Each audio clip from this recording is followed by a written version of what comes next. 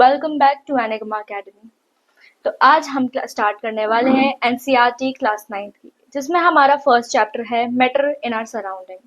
तो देखते हैं आज की क्लास में हम क्या पढ़ने वाले हैं। Firstly introduction, what is matter, then physical nature of matter, characteristics of particle of matter, states of matter, can matter change its states and evaporation.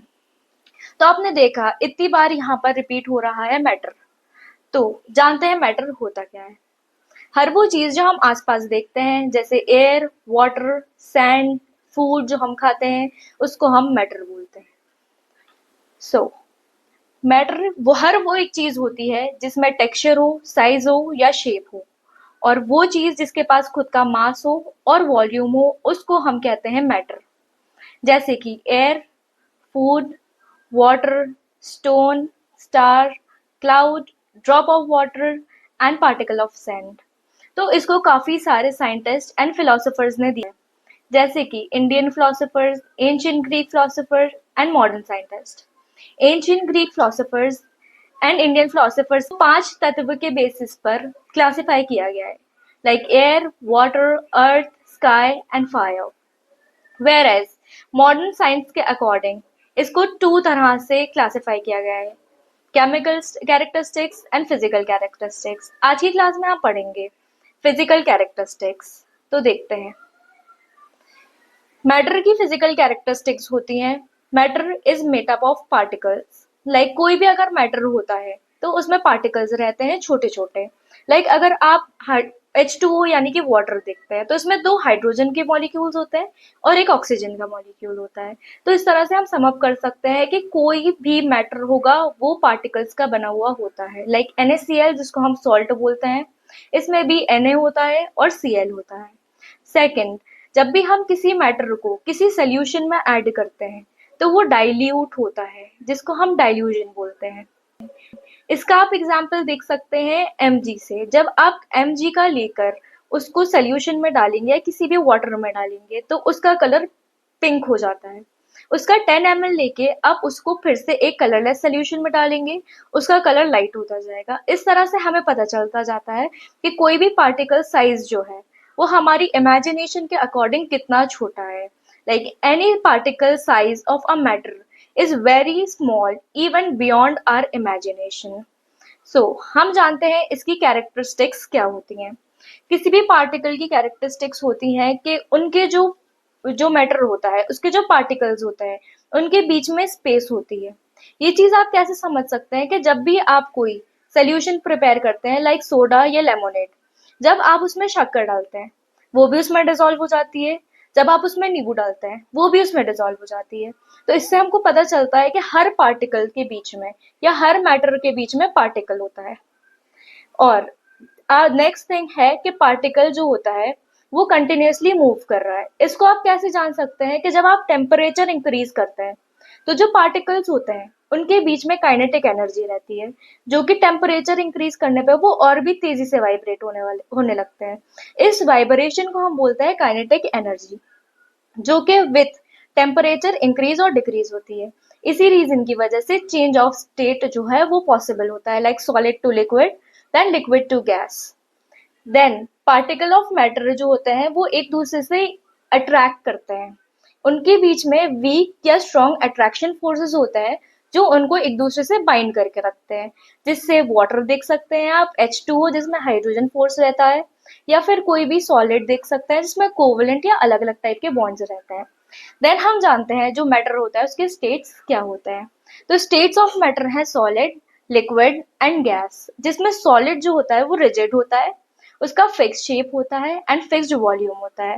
Whereas जो लिक्विड होता है वो रिजिड नहीं होता, उसकी कोई फिक्स शेप नहीं होती, बट वो एक फिक्स्ड वॉल्यूम में आता है। लाइक अगर आप उसको किसी कंटेनर में फिल करते हैं तो वो इजीली किसी कंटेनर में ट्रांसफर हो जाता है और उसका शेप वो ले लेता है। तो उसका शेप नहीं होता बट उसकी वॉल्यूम होती है। लाइक अगर वो 1L है तो वो 1L ही रहेगा, उसकी क्वांटिटी कम नहीं होती है। देन जो गैस होती है, ना तो वो रिजिड होता है, ना ही उसका कोई फिक्स शेप होता है, ना ही उसकी कोई फिक्स्ड वॉल्यूम होती है।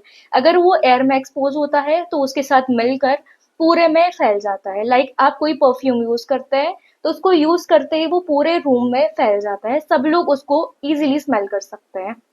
देन हमारे सामने आई हैं ये प्रॉपर्टीज। ये प्रॉपर्टीज है सॉलिड, लिक्विड और गैस की, जो इनके बीच का डिफरेंस है। लाइक शेप और वॉल्यूम, मैंने जैसे बताया कि सॉलिड के पास खुद का शेप और फिक्स्ड वॉल्यूम होती है, वेर एज लिक्विड के पास खुद का शेप नहीं होता है बट वॉल्यूम होती है, और गैस के पास ना तो शेप होता है ना वॉल्यूम होती है। एनर्जी देखी जाए तो जो सॉलिड्स होता है उसमें काफी लो एनर्जी होती है, वेरेड लिक्विड में थोड़ी मीडियम एनर्जी रहती है, एंड गैसेस में बहुत ज्यादा एनर्जी रहती है, जिसकी वजह से वो इजीली पूरे में स्प्रेड हो जाते हैं। देन हमको दिख रहा है यहाँ पे कि कंप्रेसिबिलिटी। कंप्रेसिबिलिटी भी एक तरह की प्रॉपर्टी है, जिसमें हम ये देखते हैं कि जो सॉलिड है उसको जब हम कंप्रेस करते हैं, लाइक अगर आप किसी मेटल के बॉक्स को कंप्रेस करेंगे तो उसको आपको कंप्रेस करने में काफी मेहनत लगेगी, काफी प्रेशर लगेगा। वेर अगर आप किसी लिक्विड को कंप्रेस करते हैं, किसी ऐसी चीज को कंप्रेस करते हैं जिसमें लिक्विड है, तो वो इजीली कंप्रेसिबल है, क्योंकि वो बहुत उसके बीच में जो है काफी ज्यादा स्पेसेस रहते हैं।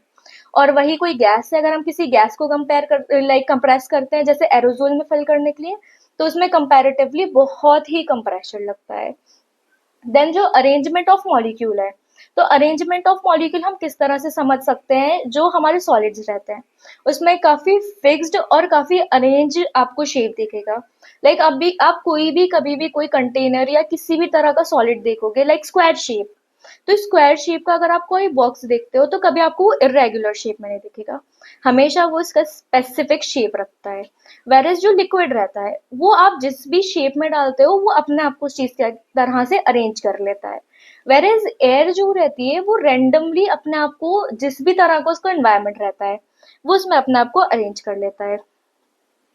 देन फ्लूइडिटी, अगर हम फ्लूइडिटी चेक करें तो जो सॉलिड्स रहते हैं, बिकॉज उनका रिजिड शेप रहता है तो वो फ्लो नहीं कर सकते हैं, उस रीजन की वजह से सॉलिड्स की कोई फ्लूइडिटी नहीं होती।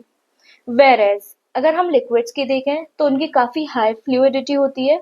क्यों? क्योंकि वो लिक्विड्स रहते हैं, उनके बीच में स्पेसेस रहते हैं और वो इजीली किसी भी कंटेनर में ट्रांसफर हो सकते हैं, लाइक फ्लो हो सकते हैं।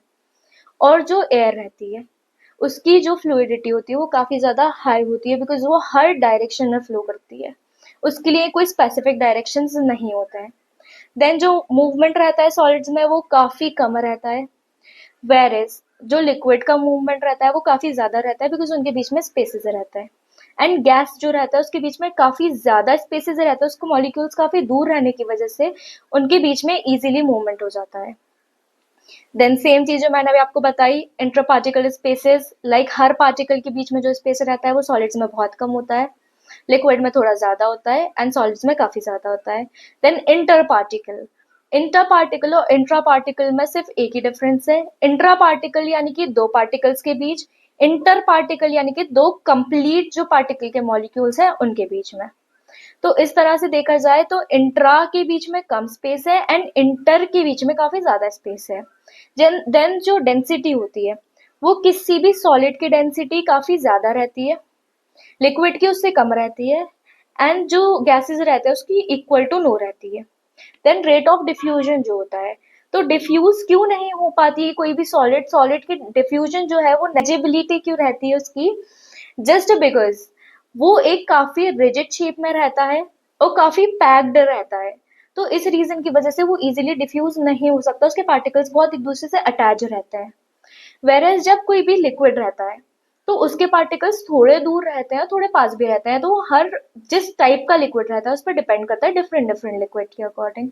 एंड गैस जो होती है उसकी सबसे ज्यादा डिफ्यूजन रेट होती है, बिकॉज उसके पार्टिकल्स दूर होने की वजह से वो इजीली किसी भी सोल्यूशन में या किसी भी एयर पर किसी भी तरह से एक दूसरे से दूर हो जाते हैं और डिफ्यूज हो सकते हैं। देन हम जानते हैं कि मैटर्स जो होते हैं क्या वो अपनी स्टेट चेंज कर सकते हैं कि नहीं कर सकते, तो ये चीज हम देखते हैं दो तरह से, जिसमें फर्स्ट थिंग रहती है effect of change of temperature. Like क्या टेम्परेचर अगर हम किसी भी स्टेट ऑफ मैटर पर डालते हैं तो उससे उस पर चेंज होगा या नहीं होगा। सबसे पहले आपको ये चीज पता है कि सॉलिड, लिक्विड एंड गैस तीन तरह के स्टेट जो है स्टेट्स ऑफ मैटर रहते हैं, जिसमें अगर आप टेम्परेचर अप्लाई करते हैं सॉलिड्स पर तो वो चेंज होता है लिक्विड्स में। देन अगर आप लिक्विड पे अप्लाई करते हैं तो वो चेंज होता है गैशियस स्टेट पे। इससे अगर वो सॉलिड से जा रहा है लिक्विड में तो आपको पता चलता है मेल्टिंग पॉइंट, जिसको आप फ्यूजन भी बोल सकते हैं। मेल्टिंग पॉइंट एक ऐसा पॉइंट होता है जो एक ऑप्टिमम टेम्परेचर रहता है किसी भी सॉलिड को या फॉर एग्जांपल आइस को मेल्ट करने के लिए। तो यहाँ पर हम देख सकते हैं आइस का जो मेल्टिंग पॉइंट है वो 273.15 केल्विन है। यहाँ पर केल्विन लिखा है, ये केल्विन एक टेम्परेचर की यूनिट होती है। तो इस तरह से हम देख सकते हैं कि चेंज जो टेम्परेचर है वो किस तरह से जो स्टेट ऑफ मैटर है उसको चेंज करता है। देन अगर हम इस पे और ज्यादा हीट अप्लाई करते हैं, लाइक लिक्विड पे और ज्यादा हीट अप्लाई करते हैं, तो वो गैस में ट्रांसफॉर्म हो जाता है। गैस कैसे बन जाता है, कोई भी अगर हम सोल्यूशन है, सोल्यूशन पे अगर हम हीट अप्लाई कर रहे हैं तो उस पे वो वेपराइजेशन फॉर्म में हो जाता है और वेपर्स के फॉर्म में बनते बनते वो गैस में इवेपोरेट होकर एनवायरनमेंट से मिल जाता है। अब इसमें दो और स्टेट्स होते हैं जिसमें सॉलिड से डायरेक्टली गैस में कन्वर्ट हो सकता है और गैस से डायरेक्टली सॉलिड्स में जा सकता है। जो सॉलिड से गैस में जाता है वो सब्लिमेशन होता है और जो गैस से डायरेक्टली सॉलिड्स में जाता है उसको हम डिपोजिशन बोलते हैं। तो आज हम यहाँ पर अपना कंप्लीट करते हैं और देखेंगे नेक्स्ट वीडियो में। Thank you so much.